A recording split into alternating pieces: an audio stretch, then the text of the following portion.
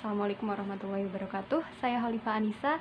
Di sini saya akan menjelaskan mengenai pasal 36 dan 37 Konvensi Wina tahun 1969. Dalam pasal 36 memuat penjelasan mengenai perjanjian memberikan hak bagi negara ketiga.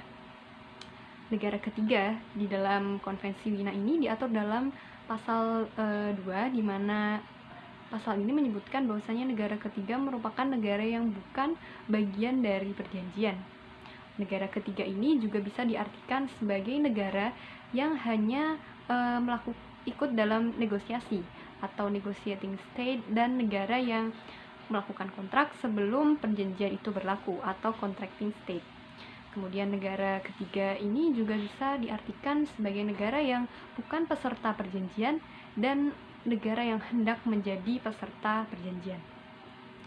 Yang di dalam pasal 36 ini perjanjian mengenai pemberian hak kepada negara ketiga ini bisa dilakukan, bisa timbul ketika para pihak dalam perjanjian itu menyetujui adanya hak bagi negara ketiga, di mana bisa diberikan kepada sekelompok negara tempat si negara ketiga itu berada, ataupun pada seluruh negara, di mana persetujuan itu harus dianggap selama tidak bertentangan dalam perjanjian. Pasal 37 Konvensi Wina menjelaskan tentang pencabutan dan perubahan kewajiban dan hak bagi negara ketiga.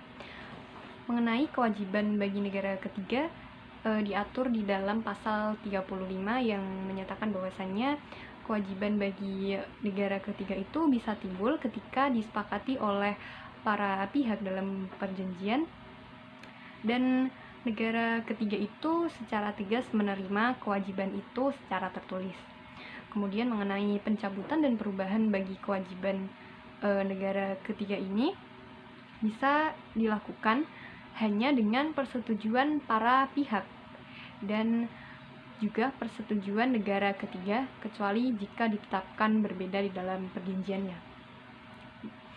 Dan untuk pencabutan dan perubahan hak bagi negara ketiga itu mungkin tidak dicabut ataupun diubah ketika para pihak itu menetapkan hak itu tidak dapat dicabut atau diubah juga tanpa persetujuan negara ketiga. Sebaliknya, ketika hak itu mungkin dicabut ataupun diubah sesuai dengan kesepakatan mereka itu, maka bisa dicabut ataupun diubah dengan persetujuan pihak ketiga juga. Sekian penjelasan mengenai pasal 36 dan 37. Terima kasih. Wassalamualaikum warahmatullahi wabarakatuh.